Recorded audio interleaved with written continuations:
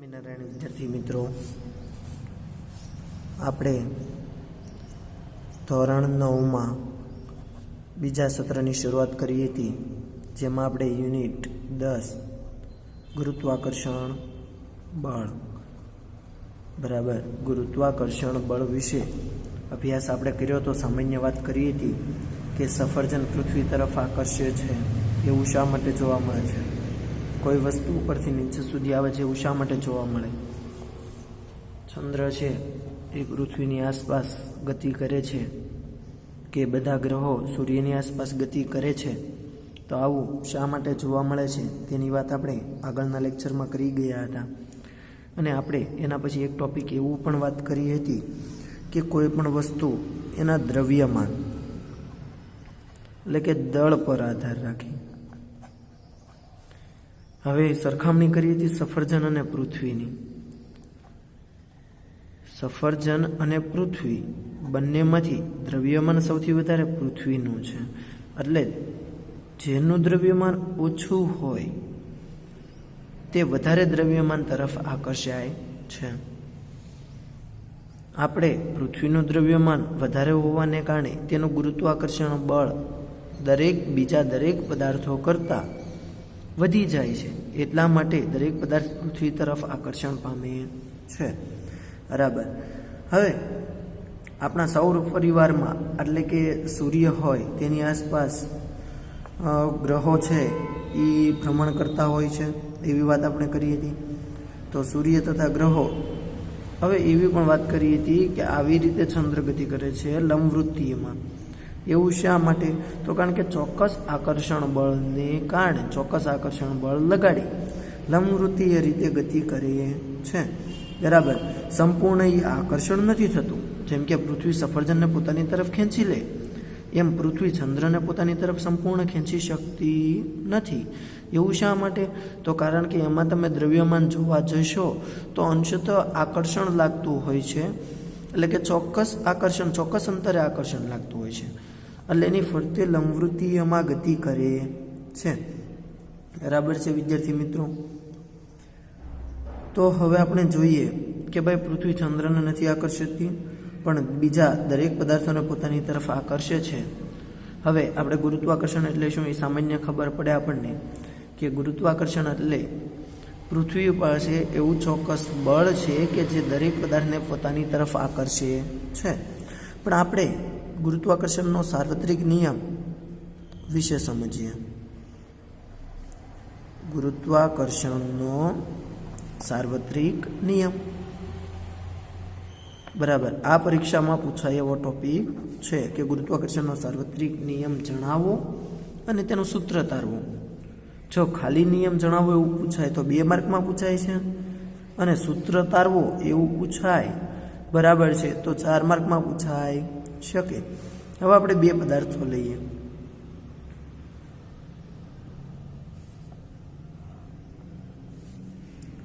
અહીં એ લીધો છે, અહીં બી પદાર્થ લીધો છે. એક પદાર્થ મોટો છે, એક નાનો એવું દર્શાવ્યું છે. બરાબર છે. અને બંને વચ્ચેનું અંતર છે એ આપણે ડી આપી દઈએ. હવે જોઈએ કે વિશ્વનો પ્રત્યેક પદાર્થ બીજા દરેક પદાર્થ પર આકર્ષણ બળ લગાડે છે, જે બંને પદાર્થોના. પહેલા સૂત્ર લખીએ પછી બોલું તો વ્યવસ્થિત તમને સમજાઈ જશે.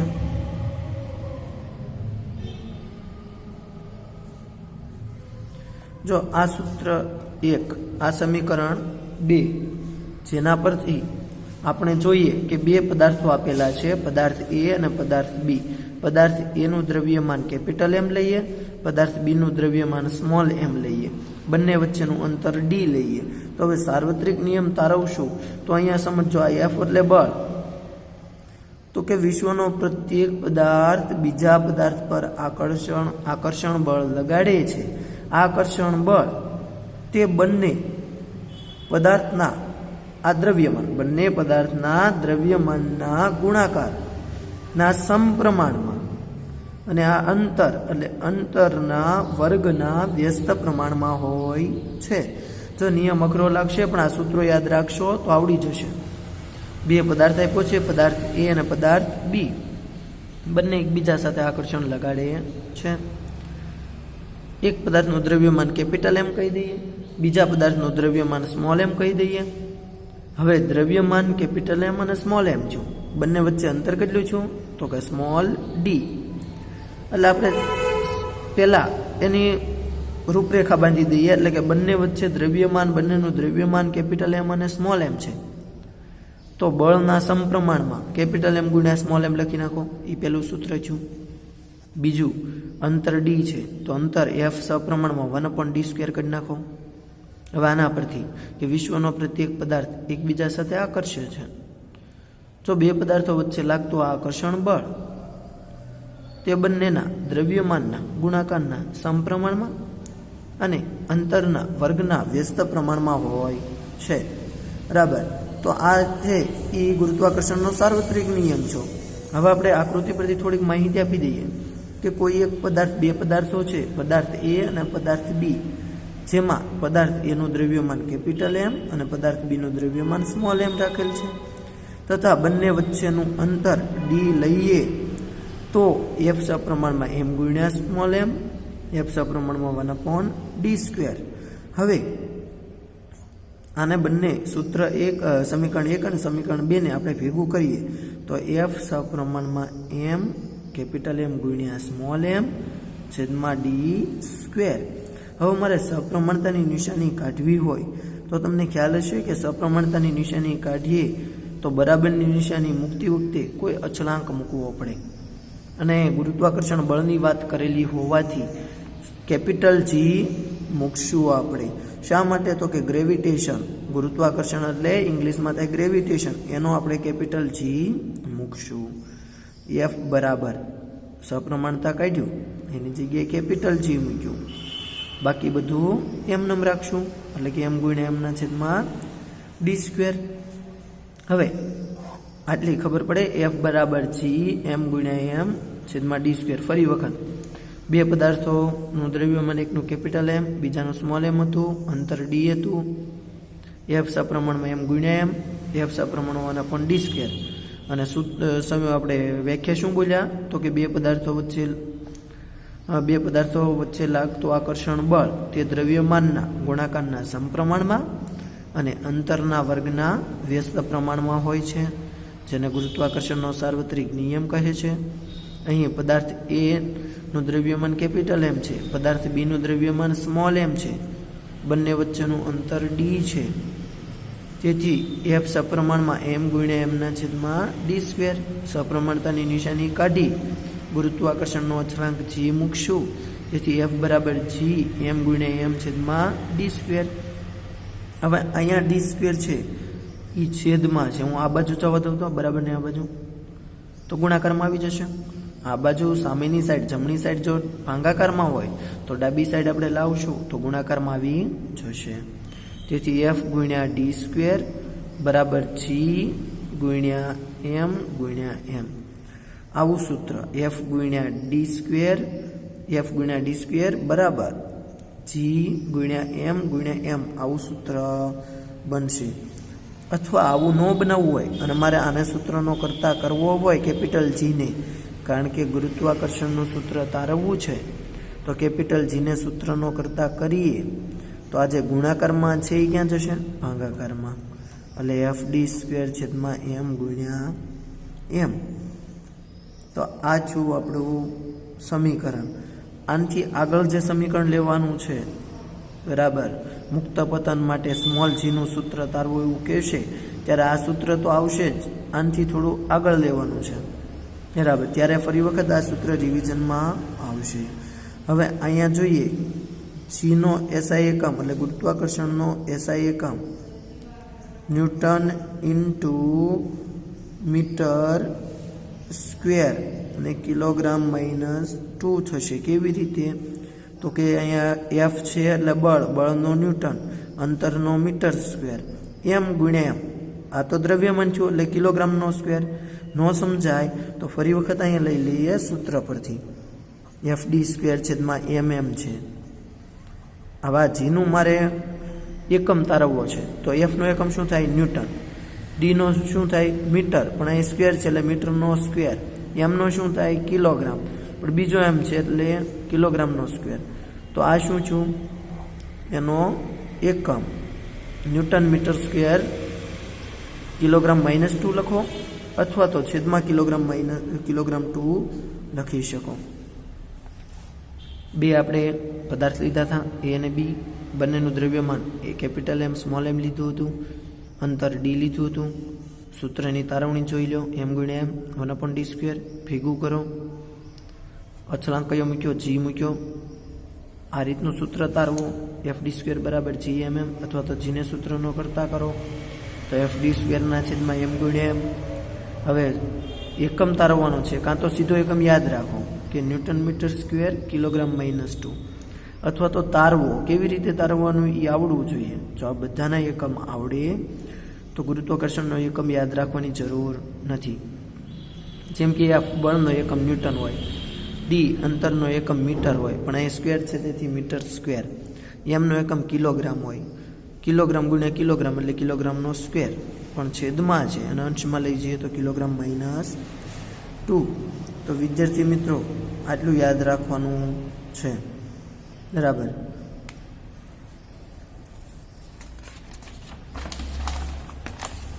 એના પછીનું એક ઉદાહરણ આપ્યું છે, ઉદાહરણ 10.1, બરાબર. ઉદાહરણ 10.1 રકમ અહીંયા હું લખું છું પૃથ્વીનું દળ તમને આપ્યું છે અને કેપિટલ એમ આપી દઈએ 6 × 10⁻²4. બીજું ચંદ્રનું દળ આપ્યું છે, આ ચંદ્રનું જે દળ છે એને સ્મોલ એમ આપી દઈએ. એ કેટલું આપ્યું છે તો કે 7.4 × 10⁻22. હવે બંને વચ્ચેનું અંતર એટલે શું આપ્યું છે, અંતર એટલે ડી આપ્યું છે 3.84 × 10⁵ કિલોમીટર. કેપિટલ જી કેટલો લેવાનો છે એ આપ્યું છે કૌંસમાં 6.7 × 10⁻11, બરાબર છે. હવે આટલી રકમમાં તમને આટલું વસ્તુ આપી છે તો બળ ગણવાનું કીધું છે. બળ કેટલું થાય, એફ કેટલું થાય એ ગણવાનું કીધું છે.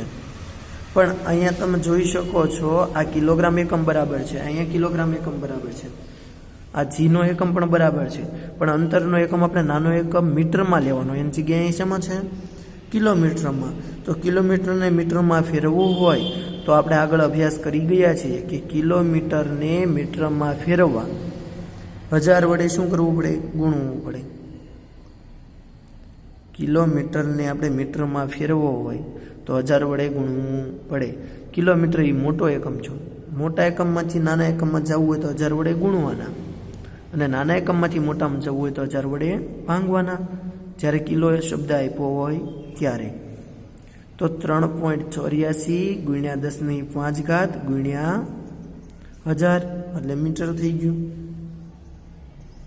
હવે 10⁵ ની જગ્યાએ 10⁸ કરી શકાય, કારણ કે અહીંયા 3 શૂન્ય છે, એનામાં ઉમેરી દો તો 10⁸ થાય. એમનેમ રાખો તો પણ વાંધો નથી. સૂત્ર કયું હતું, એફ બરાબર જી m × m/d². હવે અહીંયા જીની કિંમત મૂકવાની કઈ છે તો કે આ મૂકો 6.7 × 10⁻11. એમની કિંમત કેટલી છે 6 × 10⁻²4, સ્મોલ એમની 7.4 × 10⁻22 છેદમાં d², એટલે આ મૂકો 3.84 × 10⁵ × 1000², બરાબર. આ બધાનો ભાગાકાર ને એવું કરશો એટલે 2.01 × 10⁻20 ન્યૂટન જેટલું એફ મળશે, બરાબર. આ ભાગાકાર અને ગુણાકાર જાતે પ્રયત્ન કરજો, બરાબર. આ દાખલો પૂછાતો નથી પણ આપણે ટેલી કરી લેવો અગત્યનો છે. હવે ગુરુત્વાકર્ષણના સાર્વત્રિક નિયમનું મહત્વ. ગુરુત્વાકર્ષણનો ઘર્ષણના સાર્વત્રિક નિયમનું મહત્વ યાદ રાખવાનું છે. મહત્વ પહેલું, આપણને પૃથ્વી સાથે બાંધી રાખે, એટલે કે આપણને પૃથ્વી સાથે જકડી રાખે છે. બરાબર. આપણે ગુરુત્વાકર્ષણના સાર્વત્રિક નિયમનું મહત્વ જોઈએ તો પહેલો પોઈન્ટ યાદ રાખવાનો છે કે આપણને પૃથ્વી સાથે બાંધી રાખે છે. બીજું, પૃથ્વીની ફરતે કોણ ફરે છે? તો કે પૃથ્વીની ફરતે ચંદ્રનું પરિક્રમણ. ત્રીજું છે ચંદ્ર તથા સૂર્યને કારણે આવતી ભરતી અને ઓટ. ગુરુત્વાકર્ષણના સાર્વત્રિક નિયમનું મહત્વ જેમાં આપણે જોઈએ તો પહેલું છે પૃથ્વી સાથે બાંધી રાખે છે, પૃથ્વીની ફરતે ચંદ્રનું જે પરિક્રમણ થાય છે તે, અને ત્રીજું છે ભરતી અને ઓટ. આ ગુરુત્વાકર્ષણના સાર્વત્રિક નિયમના 3 પોઈન્ટ યાદ રાખવાના. પહેલું શું? પૃથ્વી સાથે બાંધી રાખે. બીજું, પૃથ્વી ફરતે ચંદ્રનું પરિક્રમણ. અને ત્રીજું તો કે સૂર્ય અને ચંદ્રની ગતિને કારણે આવતી ભરતી અને ઓટ. તો આજે આપણે ગુરુત્વાકર્ષણનો સાર્વત્રિક નિયમ, તેનું સૂત્ર એટલે કેપિટલ જીનું સૂત્ર, ઉદાહરણ અને ગુરુત્વાકર્ષણના સાર્વત્રિક નિયમનું મહત્વ વિશેનો અભ્યાસ કર્યો. તો વિદ્યાર્થી મિત્રો, આટલું તમારે વ્યવસ્થિત સમજી અને વ્યવસ્થિત પાકું કરવાનું છે. અસ્તુ. જય સ્વામિનારાયણ.